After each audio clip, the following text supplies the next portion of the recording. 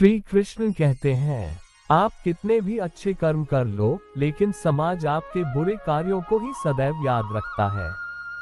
इसलिए लोग क्या कहेंगे ये सोचने से बेहतर है कि आप अपना कर्म करें। जन्म लेने वाले के लिए मृत्यु उसी प्रकार निश्चित है जितना कि मरने वाले के लिए जन्म लेना। इसलिए इस विषय पर शोक मनाना व्यर्थ है। गीता में कहा गया है, जो इंसान किसी की कमी को पूरी करता है वो सही अर्थों में महान होता है। तुम्हारे साथ जो हुआ वह अच्छा हुआ, जो हो रहा है वो भी अच्छा है और जो होगा वो भी अच्छा होगा। गीता के अनुसार जिंदगी में हम कितने सही हैं और कितने गलत हैं ये केवल दो लोग जानते हैं, एक परमात्मा और दूसरी हमारी अंतरात्मा। जीवन का आनंद ना तो भूतकाल में है और ना भविष्यकाल में, बल्कि जीवन तो बस वर्तमान को जीने में है। जब तक शरीर है तब तक कमजोरियां तो रहेगी ही, इसलिए कमजोरियों की चिंता छोड़ो और जो सही कर्म है उस पर अपना ध्यान लगाओ। अर्जुन, तुम भला क्यों रोते हो? तुमने जो खोया क्या वह तुमने पैदा किया था? आज जो तुम्हारा है वह कल किसी और का होगा, क्योंकि परिवर्तन ही संसार का नियम है। जापान के ओसाका शहर के निकट किसी गांव में एक बड़े जैन मास्टर रहते थे। उनका नाम जोको सुजुकी था और वे अपने ज्ञान और आध्यात्मिक उपदेश के लिए पूरे देश में प्रसिद्ध थे। लोग उनके पास अपनी दुखों और समस्याओं का समाधान ढूंढने उनके दरबार में आते थे। जोको सुजुकी को जैन मास्टर के रूप में जाना जाता था। वे न केवल एक दिग्गज ज्ञानी थे, बल्कि एक महान संवादक भी थे। उनका शैली सदैव प्रसन्न और सहयोगी था।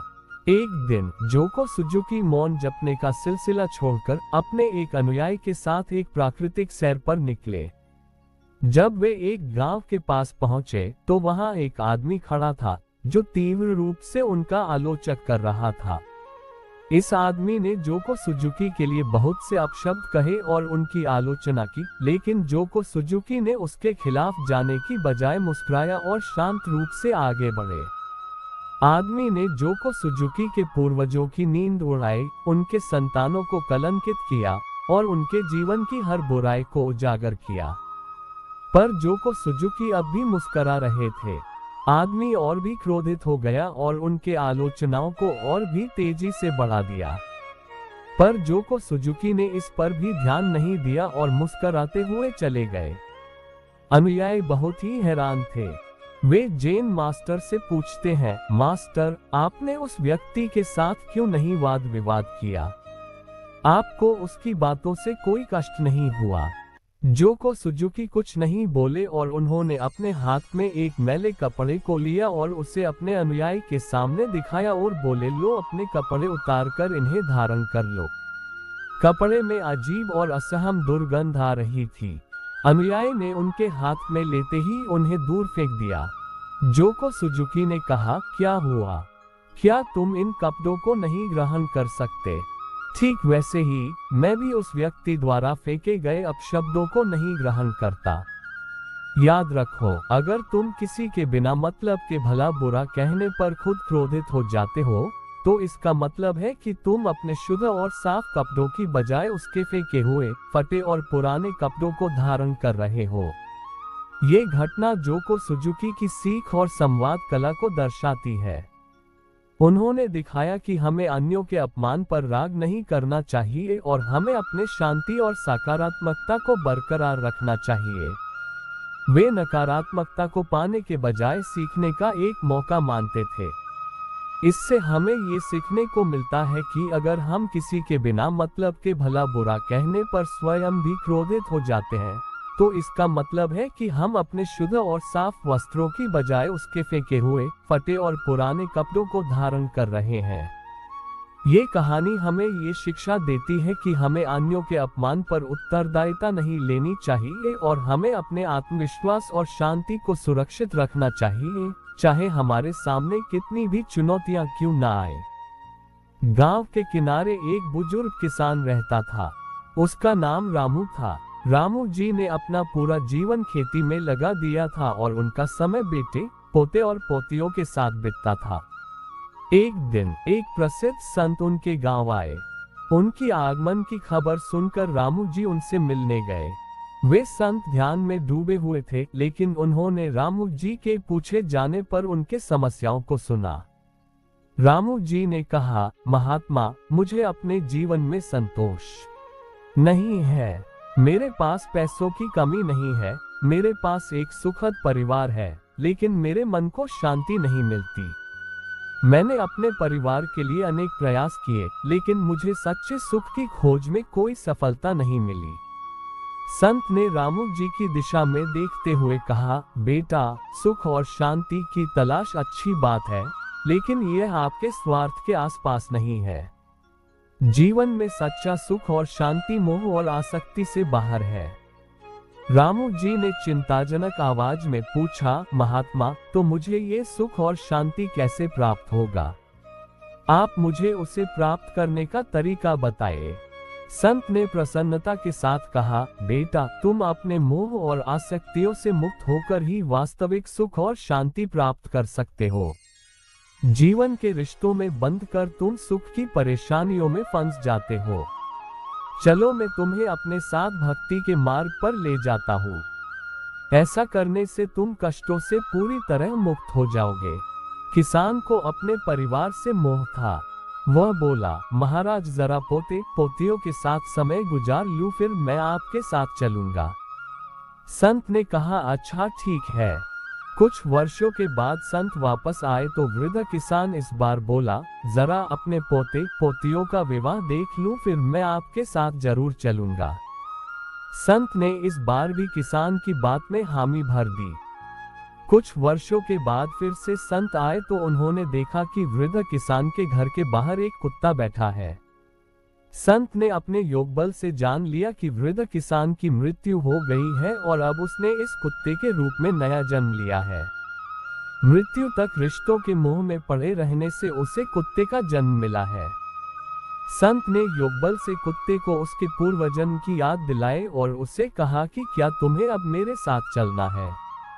तो वह बोला, मेरे पड़पोते पपोतियां अभी नादान हैं और आजकल जमाना भी बहुत खराब है, इस वजह से मुझे उनकी रखवाली करनी है।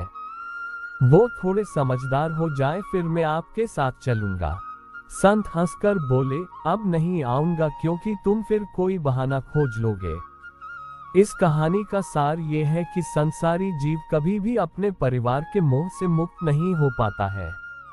इंसान पूरा जीवन काल अपने परिवार के प्रति दायित्वों को निभाता है, लेकिन जब वह अपने जीवन के अंतिम पड़ाव पर होता है तब भी वो रिश्तों के मोह में बंधा रहता है।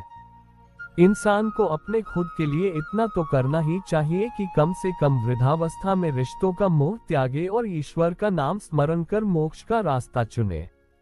किसी का अच्छा ना कर सको तो बुरा भी मत करना, क्योंकि दुनिया कमजोर है लेकिन दुनिया बनाने वाला नहीं। यदि कोई व्यक्ति विश्वास के साथ इच्छित वस्तु को लेकर नित्य चिंतन करता है तो वह जो चाहे वह बन सकता है। सच्चा धर्म ये है कि जिन बातों को इंसान अपने लिए अच्छा नहीं समझता उन्हें दूसरों के लिए भी प्रयोग ना करे। कोई भी व्यक्ति अपने विश्वास से बनता है। वह जैसा विश्वास करता है उसी अनुरूप बन जाता है। मन अशांत है और उसे नियंत्रित करना कठिन है, लेकिन अभ्यास से इसे वश में किया जा सकता है। मेरे लिए समस्त प्राणी समान है। ना तो कोई मुझे अत्यधिक प्रिय है और ना ही कम, लेकिन जो मेरी भक्ति पूरे मन से करते हैं मैं सदैव आवश्यकता पड़ने पर उनके काम आता हूँ। मन की शांति से बढ़कर इस संसार में कोई भी संपत्ति नहीं है। जो मनुष्य फल की इच्छा का त्याग करके केवल कर्म पर ध्यान देता है वह अवश्य ही जीवन में सफल होता है। कोई भी इंसान जन्म से नहीं बल्कि अपने कर्मों से महान बनता है। अपना, पराया, छोटा, बड़ा इत्यादि को भूलकर यह जानो कि यह सब तुम्हारा है और तुम प्रति एक के हो। बिना फल की कामनाएं ही सच्चा कर्म है। ईश्वर चरण में हो समर्पण वही केवल धर्म है। जो व्यक्ति क्रोध करता है उसके मन में भ्रम पैदा होता है, जिससे उसका बौद्धिक तर्क नष्ट हो जाता है और तभी व्यक्ति का धीरे धीरे पतन होने लगता है। गीता में लिखा है, जब इंसान की जरूरत बदल जाती है तब इंसान के बात करने का तरीका बदल जाता है। इस संपूर्ण संसार में अब कीर्ति मृत्यु से भी अधिक खराब होती है। सदैव संदेह करने वाले व्यक्ति के लिए प्रसन्नता ना इस लोक में है ना ही कहीं और। जीवन में सफलता का ताला दो चाबियों से खुलता है, एक कठिन परिश्रम और दूसरा दृढ़ संकल्प। जो मन को नियंत्रित नहीं करते उनके लिए वह शत्रु के समान कार्य करता है। कठिन परिश्रम से बचने के लिए व्यक्ति को भाग्य और ईश्वर की इच्छा जैसे बहानों के बजाय चुनौतियों का सामना करना चाहिए। गीता में कहा गया है, कोई भी अपने कर्म से भाग नहीं सकता, कर्म का फल तो भुगतना ही पड़ता है। मनुष्य को अपने कर्मों के अच्छे और बुरे फल के विषय में सदैव सोचकर चिंताग्रस्त नहीं होना चाहिए। मनुष्य अपने विश्वास से निर्मित होता है, जैसा वह विश्वास करता है वैसा वह बन जाता है। जो मनुष्य प्रतिदिन खाने, सोने और आमोद प्रमोद के कार्यों में लिप्त रहता है, वह नियमित तौर पर योगाभ्यास करके समस्त क्लेशों से छुटकारा पा सकता है। जब इंसान अपने काम में आनंद खोज लेते हैं तब वे पूर्णता प्राप्त करते हैं। श्रीमद् भागवत गीता का मुख्य उद्देश्य मानव कल्याण करना है, इसलिए प्रत्येक मनुष्य को सदैव मानव कल्याण की ओर अग्रसरित रहना चाहिए। जब भ्रमित अर्जुन कुरुक्षेत्र में सलाह के लिए अपने सारथी भगवान कृष्ण के पास गए, तो भगवान कृष्ण ने कुछ तर्कसंगत दार्शनिक अवधारणाएं बताई जो आज भी प्रासंगिक है। जो हुआ वह अच्छा हुआ, जो हो रहा है वह अच्छा हो रहा है, जो होगा वो भी अच्छा ही होगा। माफ करना और शांत रहना सीखिए, ऐसी ताकत बन जाओगे कि पहाड़ भी रास्ता देंगे। व्यक्ति को अपनी इंद्रियों को वश में रखने के लिए बुद्धि और मन को नियंत्रित रखना होगा। जो होने वाला है वो होकर ही रहता है और जो नहीं होने वाला वह कभी नहीं होता, ऐसा निश्चय जिन